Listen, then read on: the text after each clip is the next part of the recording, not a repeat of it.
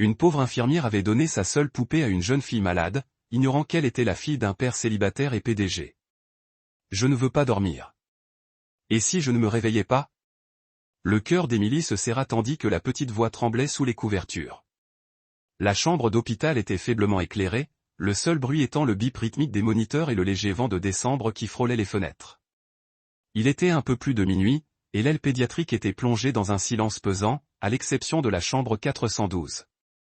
À l'intérieur, une fillette de 6 ans, pâle, les yeux écarquillés, agrippée au bord des draps comme une bouée de sauvetage, était allongée sur le côté, essayant de dissimuler sa peur sous un air courageux. Elle devait subir une opération à cœur ouvert à l'aube. Émilie, 24 ans, rapprocha la chaise du lit. Ses cheveux blonds, attachés en queue de cheval lâche, commençaient à s'effilocher après des heures de déplacement entre les patients. Elle tendit lentement la main, écartant délicatement une mèche de cheveux de la joue trempée de larmes de la jeune fille. « Mon cœur, dit-elle doucement. Tu es si courageux. Je te promets que les médecins prendront bien soin de toi. » La fillette secoua la tête. « Et si? Et si je ne me réveillais pas et que maman n'était pas là? Et si mon cœur s'arrêtait? » Émilie déglutit difficilement, la gorge serrée par la douleur familière de l'impuissance. Elle avait prononcé ces mots une fois aussi, il y a longtemps, seule dans un lit d'hôpital, à seulement 5 ans, quand la voix de sa mère avait été le dernier réconfort dont elle se souvenait avant l'opération. Et puis sa mère n'était jamais revenue. Elle baissa les yeux vers son sac par terre, puis y plongea lentement la main. Ses doigts hésitaient, effleurant le tissu usé, doux après des années de port. Puis elle le souleva. C'était une poupée, petite, cousue main, avec une robe rose délavée et un seul œil boutonné. Une oreille avait été recousue si souvent qu'elle était de travers. Les doigts d'Émilie tremblaient légèrement en la présentant. « J'avais une poupée comme celle-ci quand j'avais ton âge, dit-elle doucement. En fait, celle-ci. » La fillette tourna la tête, curieuse malgré sa peur. Émilie s'assit à côté d'elle et déposa délicatement la poupée dans les mains de l'enfant. « Ma mère me l'avait donnée la veille de mon opération. Elle m'avait dit que tant que je la tiendrais dans mes bras, je ne serais pas seule. » Et ce n'était pas le cas. Pas vraiment. La petite fille fixa la poupée. Est-elle magique? Émilie sourit, même si sa voix était brisée. Peut-être pas le genre de magie avec des baguettes. Mais elle a toujours été à mes côtés. Elle sait se montrer courageuse quand je ne le suis pas. Un silence. Les mains de l'enfant se refermèrent lentement sur le tissu doux. Elle peut rester avec moi ce soir, murmura-t-elle. Émilie hocha la tête. Elle est à toi maintenant. Jusqu'à ce que tu sois assez fort pour la rendre. La fillette serra la poupée contre sa poitrine et, pour la première fois de la nuit, sa respiration se calma. Ses yeux se fermèrent, ses cils humides contre ses joues pâles, et en quelques minutes, le sommeil la prit doucement, comme une vague qui se retire du rivage. Émilie se rassit, laissant échapper un soupir qu'elle n'avait pas réalisé retenir. Son regard s'attarda sur la petite silhouette fragile sous les couvertures, le sourire cousu de la poupée perçant sous ses bras. Elle ne remarqua pas la silhouette debout juste derrière la paroi vitrée de la pièce. Nicolas Crane se tenait figé, la main posée sur l'encadrement métallique de la porte, observant à travers l'étroite vitre. Il revenait tout droit d'une réunion du conseil d'administration tardive, s'attendant à trouver sa fille endormie. Il ne s'attendait pas à voir cela. Une infirmière lui offrant son seul réconfort, une inconnue chantant doucement pour son enfant comme si elle la connaissait depuis toujours, la poitrine serrée, étrangère et acérée. Nicolas n'était pas un homme connu pour son sentimentalité. À 34 ans, il avait bâti un empire dans la technologie, dirigé des réunions avec une précision irréprochable et avait depuis longtemps cessé d'espérer que le monde le surprenne. Après avoir perdu sa femme 3 ans plus tôt, sa vie s'était réduite à 2 choses, travailler et s'occuper de sa fille. Il n'y avait plus de place pour la tendresse, plus de place pour ces petits moments douloureux. Et pourtant, il était là, immobile, le souffle court, observant l'infirmière, le regard fatigué, placer une couverture plus haut sur les épaules de sa fille et l'embrasser doucement sur le front, comme une promesse. Il cligna des yeux et se détourna. La lumière du couloir vacillait légèrement. Son téléphone vibra dans sa poche. Un autre contrat, une autre acquisition. Mais pour une fois, il l'ignora. Dans la chambre 412, Émilie était assise seule à côté de la fille endormie, ses doigts tirant distraitement sur le bord de sa blouse. L'espace près de sa poitrine, où se trouvait la poupée, semblait vide, mais son cœur, curieusement, ne l'était pas. Elle leva les yeux au plafond et murmura presque pour elle-même, « J'espère qu'elle la protégera. » Au fond du couloir, Nicolas s'arrêta devant l'ascenseur. Il ne connaissait pas encore son nom. Mais ce soir, quelque chose en lui avait changé, car la gentillesse qui ne demande rien, surtout de la part de quelqu'un qui n'a plus rien à donner, ne s'oublie pas facilement. Et il se souviendrait de cette poupée, de ce regard, de cette fille, même si elle ne savait jamais qu'il était là. Le lendemain de l'opération, l'air de la chambre 412 était plus calme, plus fragile. La tempête de peur était passée, remplacée par un léger bourdonnement d'incertitude, celui qui règne dans les services de réveil, où la force se mesure à chaque respiration. Émilie se tenait au pied du lit, son dossier à la main, les yeux rivés sur la petite fille qui dormait désormais plus qu'elle ne parlait. Des tubes pendaient doucement de ses bras, ses joues étaient toujours pâles, mais sa poitrine se soulevait et s'abaissait à un rythme régulier. C'était déjà un progrès. Vers le milieu de la matinée, l'enfant s'agita. Émilie était déjà là, accroupie près du lit avec un petit bol de compote de pommes et une cuillère ornée d'un ours en peluche. « Dis donc, ma belle, » murmura-t-elle. « Tu es toujours avec moi. » La fillette cligna lentement des yeux, puis hocha légèrement la tête. « Tu crois que tu peux goûter quelque chose ?» Ses lèvres tremblèrent. « Seulement si tu restes ?» Émilie sourit. « Je ne vais nulle part. » Elle la nourrit lentement, patiemment, s'essuyant la bouche avec la douceur de quelqu'un qui sait ce que signifie être vulnérable et effrayé. Entre deux bouchées, elle fredonnait doucement. Pas de paroles, juste une mélodie qui emplissait la pièce stérile d'une aura humaine. Plus tardant. L'après-midi, elle apporta un fin livre de poche et se glissa doucement sur le bord du lit. L'enfant leva les yeux écarquillés. « Tu veux entendre une histoire ?» acquiesça-t-elle. « Seulement si tu la lis comme si c'était un film » gloussa Émilie. « D'accord ?» Elle lut à voix haute, avec des voix et des pauses, exagérant les passages idiots jusqu'à ce que la fillette ricane doucement, son premier rire depuis la veille de l'opération. Lorsqu'elle eut terminé la dernière page, la fille se tourna vers Émilie, les yeux plus brillants. « Tu crois que mon cœur est réparé maintenant ?» Émilie posa une main sur la sienne. « Je pense que ton cœur est plus courageux que jamais. » Toutes les heures, elle vérifiait ses constantes, ajustait la perfusion, repoussait les cheveux de la fillette en arrière de son front. Lorsque l'enfant pleurait de douleur, Émilie ne broncha pas. Elle s'assit simplement à côté d'elle, lui prit la main et dit, « Tu as le droit de pleurer. Ça veut juste dire que tu te bats encore. » À l'extérieur de la chambre, Nicolas allait et venait en silence. Il parlait peu au personnel, observé derrière une vitre. Le deuxième soir, il resta dehors plus longtemps que d'habitude, observant Émilie border l'enfant avec une attention experte. Ses gestes n'étaient pas cliniques. Ils étaient maternels, protecteurs. Elle replaça délicatement la poupée décolorée sous le bras de la fillette, lissant sa petite robe du pouce. La fillette murmura quelque chose d'inaudible, et Émilie se pencha pour écouter, hocha la tête, lui effleurant la joue avant de se lever. Les mains de Nicolas se crispèrent dans les poches de son manteau. Il avait déjà engagé des infirmières, des nounous, des thérapeutes, des professionnels bien payés pour s'occuper de sa fille pendant qu'il travaillait, voyageait, bâtissait un empire en l'absence de sa femme. Mais aucune d'elles n'avait jamais été comme elle. Elle ne s'était jamais agenouillée au chevet de sa fille juste pour la faire rire. Elle n'était jamais restée plus longtemps que la garde pour contenir la peur d'une enfant. Et pourtant, cette jeune infirmière était là, les chaussures usées, les yeux cernés par l'épuisement, se donnant plus que quiconque qui l'ait jamais payé. Ce soir-là, dans la salle de pause, Émilie était assise seule avec une tasse de thé en carton et un sandwich à moitié mangé, emballé dans du papier aluminium. Son service était loin d'être terminé. Elle déplia le sandwich, le regarda, puis le remballa. Elle rapprocha son sac à dos et le fouilla, en sortant une petite boîte à lunch où elle avait fourré les restes du personnel de la cuisine pédiatrique. Des restes de riz, quelques légumes vapeur. Nicolas l'avait aperçu depuis le couloir. Il ne savait pas ce qui le touchait le plus. Sa façon de travailler sans relâche, sans être reconnue, ou la façon dont sa fille l'appelait maintenant Mademoiselle M, un surnom qu'elle avait inventé parce qu'Émilie était trop longue à prononcer quand elle avait sommeil. Ce même surnom était apparu dans les dessins de sa fille le lendemain.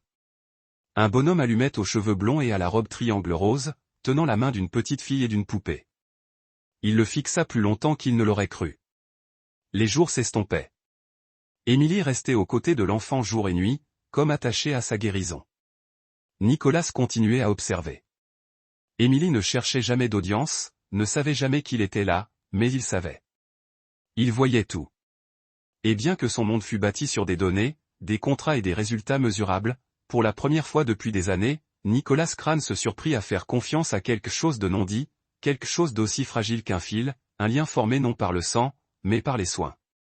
Et tout commença avec une poupée, un murmure et une femme qui resta. Nicolas s'attarda plus longtemps à l'hôpital. Maintenant, tout commençait par des questions brèves, polies, mesurées. Un simple « Comment va-t-elle aujourd'hui ?» demandé dans le couloir ou près du poste des infirmières. Mais Émilie, toujours attentive, toujours posée, répondait avec clarté et douceur. « Elle a mangé un peu plus ce matin », dit-elle un jour alors qu'ils se croisaient devant la chambre 402. Et elle m'a demandé si je pouvais lui tresser les cheveux plus tard. C'est bon signe. Nicolas hocha la tête, les mains dans les poches de son manteau. Merci, dit-il. Il était sérieux. Plus tard dans la semaine, alors que l'enfant faisait la sieste, il s'approcha de la salle de pause et trouva Émilie en train d'essuyer une table, les manches de sa blouse bleu pâle relevées, les cheveux tirés en un chignon désordonné et une légère tache de café sur le devant de son badge. Il hésita à la porte. Émilie ? Elle leva les yeux. Une brève surprise traversa son visage, puis un sourire. Monsieur Crane, salua-t-elle. Il entra, le silence entre eux, une sensation d'inconnu, ni gênante ni formelle, juste authentique. Je voulais juste te dire merci, dit-il. Pour tout ce que tu as fait pour ma fille. Je t'ai observé avec elle. Tu as été remarquable. Émilie sourit, mais modestement. C'est une petite fille forte, courageuse. Je suis simplement heureux de pouvoir être là pour elle. Nicolas observa son visage un instant. Il y avait quelque chose dans ses yeux. De la chaleur, certes, mais aussi quelque chose de plus lourd, quelque chose de mérité. Puis-je te demander quelque chose, demanda-t-il. Elle hocha la tête. Cette poupée, celle que tu lui as donnée, avait l'air vieille. Était-ce la tienne ? Émilie marqua une pause, puis s'assit lentement sur une chaise, l'invitant d'un geste à faire de même. C'était bien elle, dit-elle, ses doigts caressant légèrement un pli de la nappe. Ma mère me l'a donnée quand j'avais 5 ans, la veille de sa mort. Nicolas s'assit en face d'elle, silencieux. J'avais peur, seule dans un lit d'hôpital, poursuivit-elle d'une voix plus douce. Elle avait un cancer. Elle m'a dit que la poupée me protégerait quand elle ne le pourrait pas. Après sa mort, je l'ai gardée avec moi dans chaque famille d'accueil, chaque nuit difficile. C'était la seule chose qu'il me restait d'elle. Nicolas écoutait, les mains posées sur ses genoux. Émilie leva les yeux vers lui. Mais quand ta fille avait peur, je savais que cette poupée avait fait ce qu'elle devait pour moi, et peut-être qu'elle pourrait faire pareil pour elle. Pendant un instant, Nicolas ne trouva pas les mots. Puis il dit doucement, elle est réconfortée comme il faut. Émilie cligna des yeux, prise au dépourvu. Merci. Leur conversation aurait pu s'arrêter là, mais juste à ce moment-là, un léger bruit de pas chaussés de pantoufles les interrompit. La petite fille se tenait sur le seuil, encore groggy par le sommeil, traînant une douce couverture derrière elle. Ses yeux scrutèrent la pièce jusqu'à ce qu'ils se posent sur Émilie. Mademoiselle M, dit-elle avec un sourire ensommeillé. Émilie se leva aussitôt. Dis donc, ma belle, qu'est-ce qui ne va pas ? La petite fille s'approcha, les bras grands ouverts, et serra la taille d'Émilie dans ses bras. J'ai rêvé que tu n'étais pas là, murmura-t-elle. Mais tu es là. Émilie se pencha et la serra contre elle, l'air tendre. Nicolas observa la scène se dérouler. Pas comme un père, pas comme un PDG, mais comme un homme témoin d'un événement sacré. L'enfant recula, levant les yeux vers son père. C'est ma meilleure amie, dit-elle fièrement. Pour toujours. Émilie sourit en clignant rapidement des yeux. C'est le plus beau titre que j'ai jamais eu. Nicolas sentit un poids dans sa poitrine, quelque chose qu'il ne s'était pas autorisé à ressentir depuis longtemps. Ce n'était pas seulement de l'affection. C'était de l'amour dans sa forme la plus discrète et la plus pure. Et pour la première fois depuis des années, il comprit à quel point cela pouvait avoir une importance capitale. Le service pédiatrique était silencieux ce matin-là, un calme rare qui n'arrivait qu'après une longue nuit de fièvre, de rêves agités, et où les lumières du couloir étaient tamisées juste assez pour adoucir le blanc stérile des murs. Émilie entra dans la salle de repos de l'infirmière en bâillant. Son service commençait tout juste et elle était arrivée tôt, comme toujours. Elle se dirigea vers son casier, traversant l'espace sombre avec son aisance habituelle jusqu'à ce que quelque chose sur la table attire son attention. Elle s'arrêta. Là, délicatement posé au centre de la table, comme s'il l'attendait, se trouvait un petit paquet enveloppé dans du papier de soie crème, noué d'un simple ruban rouge. À côté, un mot. Elle jeta un coup d'œil autour d'elle. La pièce était vide. D'une main hésitante, elle dénoua le ruban et retira le papier. À l'intérieur se trouvait une poupée, petite, cousue main et visiblement confectionnée avec soin. Sa robe était rose pâle. Ses yeux en bouton brillaient doucement, et ses cheveux en laine avaient été soigneusement tressés sur le côté. Émilie en retint le souffle. Ce n'était pas une réplique exacte, mais elle y ressemblait tellement. La forme, les proportions, même le sourire légèrement en coin. Quelqu'un avait essayé de reproduire chaque détail de l'ancienne.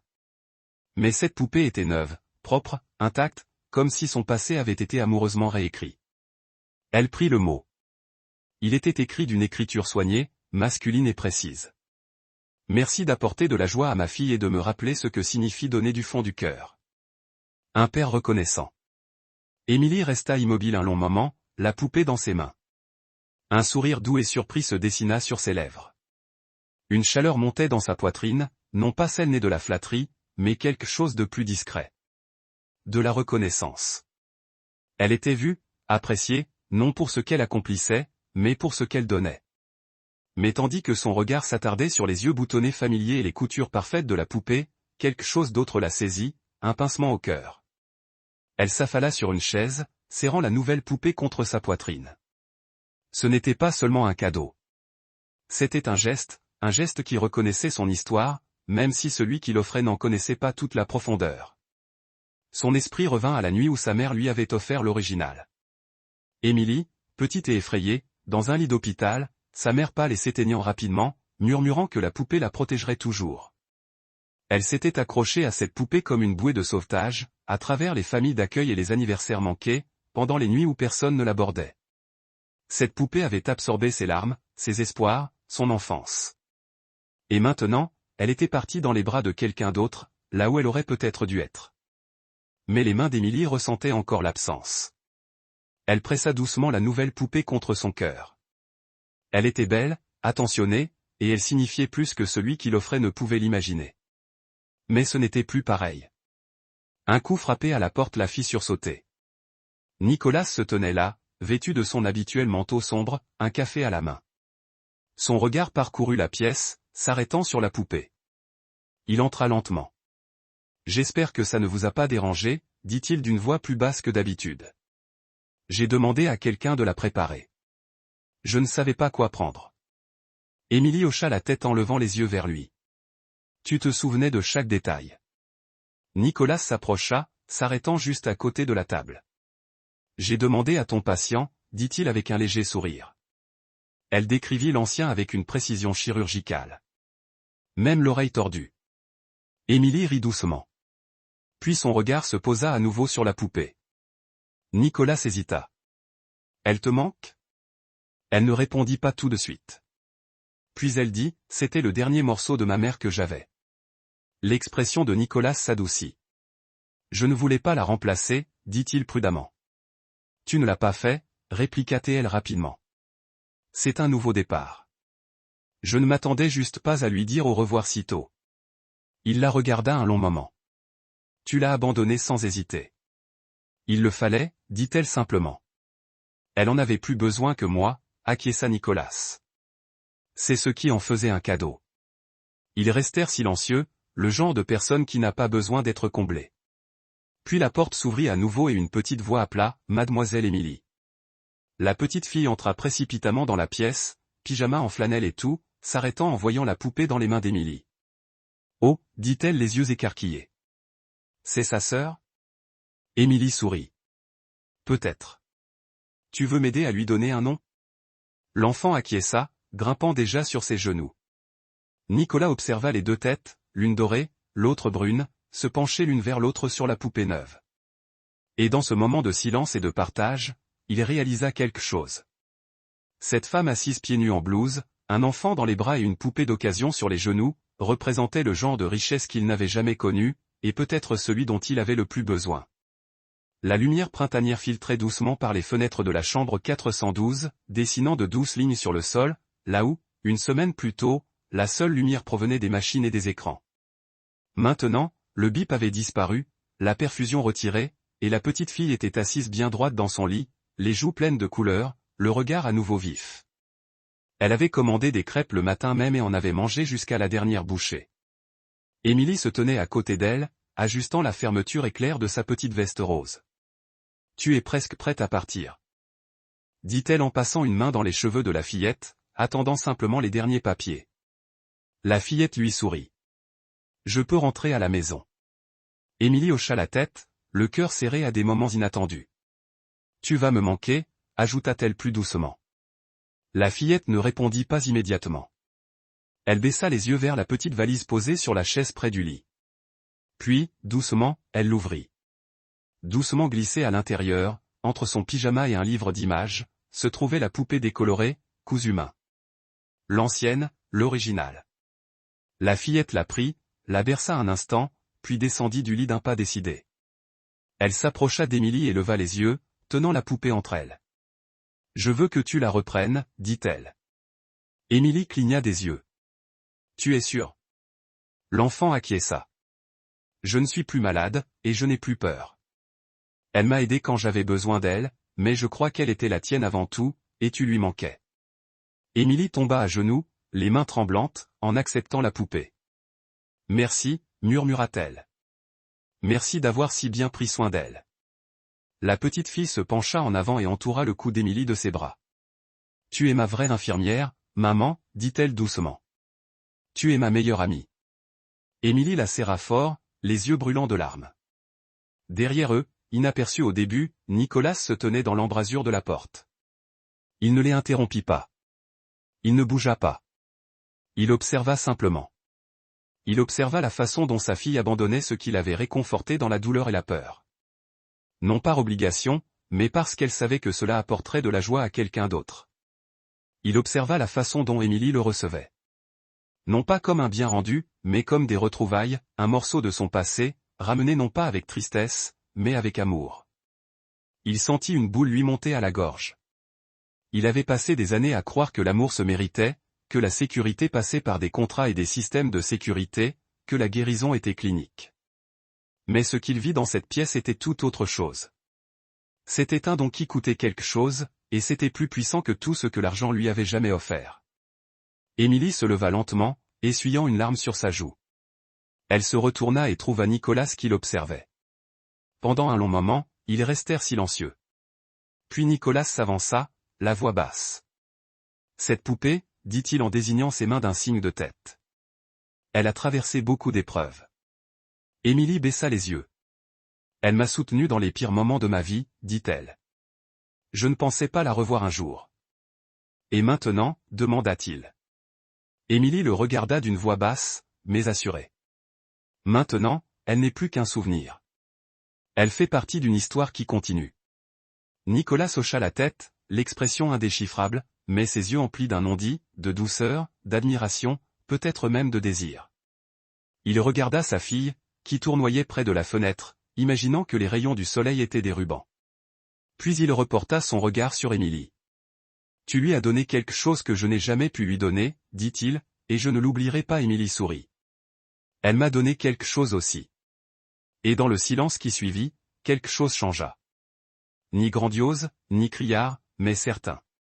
Une poupée retrouvée, un cœur plein de tendresse, et le début de quelque chose qu'aucune d'elles ne pouvait encore nommer. Le soleil couchant approchait lorsqu'Émilie se tenait devant la résidence Crâne, une maison tranquille nichée dans un quartier arboré, juste à l'extérieur de la ville. La maison était moderne mais chaleureuse, pas la forteresse de verre qu'elle imaginait pour un PDG, mais un endroit qui semblait habité, comme si quelqu'un avait arrêté de courir et décidé de rester. Elle hésita devant la porte, ajustant l'ourlet de sa robe. Elle n'était pas neuve. Elle l'avait empruntée à une amie, mais elle était simple et douce, et elle espérait que ce serait suffisant. Lorsque la porte s'ouvrit, Sophie surgit. « Mademoiselle Émilie » cria-t-elle en serrant Émilie par la taille. Émilie rit et se pencha pour la serrer dans ses bras. On dirait quelqu'un qui attend. J'ai mis la table, annonça fièrement Sophie. 3 assiettes, dit maman. C'est ce qu'on appelle manifester. Nicolas apparut derrière elle, vêtu d'un pull bleu marine décontracté aux manches retroussées. Il paraissait plus léger, moins comme l'homme qui se profilait derrière les parois de verre, mais plutôt comme quelqu'un qui apprend à lâcher prise. Entrez, dit-il avec un sourire qui lui monta aux yeux. L'intérieur de la maison était chaleureux, empli d'un léger parfum d'herbe et de légumes rôtis. La table était dressée près d'une fenêtre, baignée d'une lumière dorée. 3 assiettes, comme promis. Une seule bougie vacillait au centre, mais ce fut ce qui se trouvait sur la chaise d'Émilie qui la fit s'arrêter. Une petite boîte carrée simplement enveloppée de ficelle et une fleur pressée glissée sous le nœud. Émilie regarda Nicolas. Il fit un geste doux. Vas-y, elle s'assit et l'ouvrit lentement. À l'intérieur se trouvait une barrette à cheveux en bois délicatement sculptée en forme de poupée. Son petit visage était soigneusement gravé, ses bras tendus comme s'ils étaient toujours prêts à un câlin. Le bois était poncé et doux au toucher. Émilie la fixa, les lèvres entr'ouvertes dans un halètement silencieux. J'en avais une exactement comme celle-ci quand j'étais petite, dit-elle à voix basse. Ma mère me l'avait fait avant de tomber malade. C'était la seule chose que je portais les jours de photo. Nicolas s'acquiesça. J'ai demandé à une amie de le refaire. Sophie m'a raconté à quoi il ressemblait. Elle se souvenait de tout. Sophie rayonnait. Elle disait que ça lui donnait du courage. Alors j'ai dit à papa qu'on devrait lui en acheter un autre, au cas où elle aurait besoin de se sentir à nouveau courageuse. Émilie ravala la boule dans sa gorge. Nicolas s'assit en face d'elle, le regard fixe. Je ne savais pas comment te remercier, dit-il. Pour ce que tu as donné à ma fille, pour ce que tu m'as donné, sans même le vouloir. Mais je me suis dit que c'était peut-être une façon de lui en rendre un morceau, un nouveau souvenir pour ceux qui le verront. Émilie caressa la sculpture du bout des doigts, les mains légèrement tremblantes. Sophie posa le menton sur la table et dit d'un ton neutre, « Papa dit que tu devrais dîner avec nous tous les soirs, et je le pense aussi. » Émilie leva les yeux. Nicolas ne broncha pas. Il ne détourna pas le regard. Il tendit simplement la main par-dessus la table. Elle la posa d'abord timidement dans la sienne, puis resserra sa prise. Ce n'était pas une déclaration. Pas de grand geste, pas de réplique parfaite, mais le message était clair. Ils partagèrent un repas, rien. Que tous les 3. Poulet rôti, petit pain au beurre, verre dépareillé, des rires plus faciles qu'il ne l'aurait cru. À un moment, Sophie appuya sa tête sur le bras d'Émilie et murmura, « J'espère que tu resteras pour toujours. » Émilie l'embrassa sur le sommet de la tête et dit, « Moi aussi. » Plus tard, tandis qu'elle aidait à débarrasser les assiettes, Nicolas se tenait à côté d'elle, près de l'évier. « Je ne veux rien précipiter, dit-il. Mais je veux que tu connaisses cette maison. Elle est différente maintenant. » Émilie le regarda, le cœur gros, la voix posée. La mienne aussi. Et dans le tintement discret des assiettes, dans l'odeur du savon au citron et de la cire de bougie, dans les regards échangés qui n'avaient pas besoin de mots, ils savaient tous deux que quelque chose avait commencé. Pas soudainement, pas bruyamment, mais comme toutes les meilleures choses, doucement, naturellement. Ensemble. 1 an plus tard, les matins étaient différents. La maison était petite, seulement 3 chambres, et la cuisine baignée de soleil sentait toujours légèrement le pain grillé et le savon au citron. Mais à l'intérieur, on entendait le rythme des rires, des pas et du tintement des tasses à café, réservées aux personnes qui avaient appris à rester. Émilie se tenait devant la cuisinière, faisant sauter des crêpes, tandis que Sophie, assise à table, balançait ses jambes et chantonnait doucement entre 2 cuillerées de céréales. Nicolas entra par le couloir, les cheveux légèrement ébouriffés, portant des serviettes pliées en 3 et ce même sourire amusé qui apparaissait toujours lorsque Sophie portait des chaussettes dépareillées. Ce n'étaient pas des matins parfaits, mais c'étaient les leurs. « Maman, je peux lui montrer maintenant ?» demanda soudain Sophie, les yeux illuminés. Émilie se détourna de la cuisinière, le sourcil levé. « Montrer qui, ma puce ?» Sophie s'enfuit et revint un instant plus tard, serrant délicatement quelque chose entre ses mains. C'était la vieille poupée, usée et défraîchie, mais propre et raccommodée là où le temps l'avait abîmée. Elle le porta jusqu'à l'étagère d'Émilie, celle de la chambre qu'elle partageait avec Nicolas, et le plaça délicatement entre 2 photos encadrées, l'une d'elles 3 sur la plage, l'autre d'Émilie en uniforme d'infirmière le jour de sa promotion au poste d'infirmière en chef. « Elle vit ici maintenant » dit fièrement Sophie. C'est aussi sa maison. Je lui ai donné la meilleure place, juste là où le soleil tape le matin. Émilie s'approcha et s'agenouilla à côté d'elle. Merci, murmura-t-elle. Je crois qu'elle se plaît ici, rayonna Sophie. Elle dit, on s'y sent comme à la maison. Émilie jeta un coup d'œil à Nicolas, qui se tenait silencieusement dans l'embrasure de la porte, observant le moment avec une expression que l'on ne pouvait qualifier que de pleine. Plus tard dans la semaine, Émilie rentra de l'hôpital et trouva la maison emplie d'une odeur de cannelle et d'une pâtisserie sucrée. Une bannière peinte à la main, légèrement de travers, était accrochée à la fenêtre du salon. Joyeux anniversaire, Émilie. Il n'y avait pas de ballon, pas de foule, pas de bruit, juste une table dressée pour 3, un gâteau aux carottes sur le comptoir, et Nicolas redressant nerveusement le col de sa chemise. Ils dînèrent.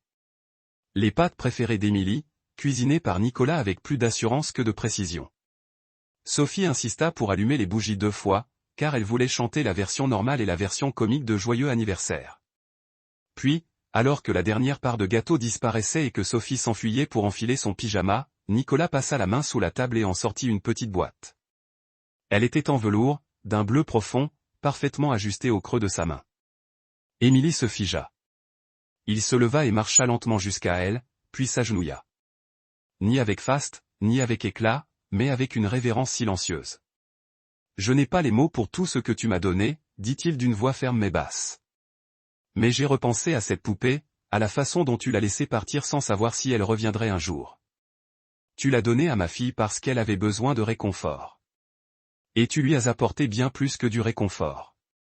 Tu lui as donné sécurité, famille, amour. Les yeux d'Émilie brillèrent. Nicolas continua d'ouvrir la boîte. À l'intérieur se trouvait une bague, simple, élégante. Une pierre unique sculptée en forme de poupée, subtile mais reconnaissable entre toutes. Des mains délicates et une tête ronde, des bras ouverts comme une étreinte sertie dans un fin anneau d'or. Je sais que je ne peux pas te rendre ton passé, dit-il. Mais si tu me le permets, j'aimerais construire un avenir où chaque dîner compte 3 chaises, où les lumières sont toujours allumées pour toi, où personne ne sera jamais laissé pour compte. Émilie se couvrit la bouche de ses mains, le cœur battant la chamade, les larmes brouillant l'éclat délicat de la bague. Derrière eux, Sophie jeta un coup d'œil au coin de la rue, les yeux écarquillés, sautillant sur la pointe des pieds. Maman, dis oui. Dis oui maintenant. Émilie rit. Un son partagé entre joie et incrédulité. Elle regarda Nicolas. Oui, murmura-t-elle. Oui. Nicolas se leva, glissant la bague à son doigt tandis que Sophie se précipitait à l'intérieur, serrant leurs jambes. Ils restèrent là, enlacés l'un dans l'autre, sous la lueur des guirlandes lumineuses et le parfum de cannelle, tandis que la nuit s'épaississait doucement autour d'eux. Plus tard, assise sur le canapé, Sophie blottit contre elle et le bras de Nicolas enroulé derrière eux, Émilie regarda la poupée sur l'étagère. Autrefois, c'était tout ce qu'elle avait. Maintenant, ce n'était plus qu'un élément de quelque chose de bien plus grand, un foyer, non né du sang, de promesses ou d'obligations, mais de la gentillesse, d'une poupée offerte sans attente, de la confiance d'une petite fille, de l'homme qui les avait observés à travers la vitre. Et un jour, ils décidèrent d'y entrer. Et dans le doux bourdonnement de la nuit, dans les ombres vacillantes de la pièce qu'ils avaient construite ensemble, Émilie comprit enfin ce que sa mère voulait dire quand elle disait que l'amour, le véritable amour, rend plus courageux. Elle prit la main de Nicolas et sut qu'elle était de retour. Parfois, l'amour n'arrive pas avec de grands gestes ou un timing parfait. Parfois, il commence par une poupée cassée. Et une infirmière qui a donné le seul bien qui lui restait juste pour calmer une petite fille effrayée. Ce faisant, elle a ouvert la porte à une nouvelle famille, à un nouveau départ et à un amour qu'elle n'aurait jamais cru mériter. Si cette histoire vous a touché, prenez un instant pour aimer, partager et vous abonner à Soul Steering Stories, où chaque semaine nous vous proposons des récits vrais qui guérissent, inspirent. Et nous rappellent que même le plus petit geste de gentillesse peut tout changer. Merci de votre attention et n'oubliez pas, l'amour est toujours plus proche qu'on ne le pense.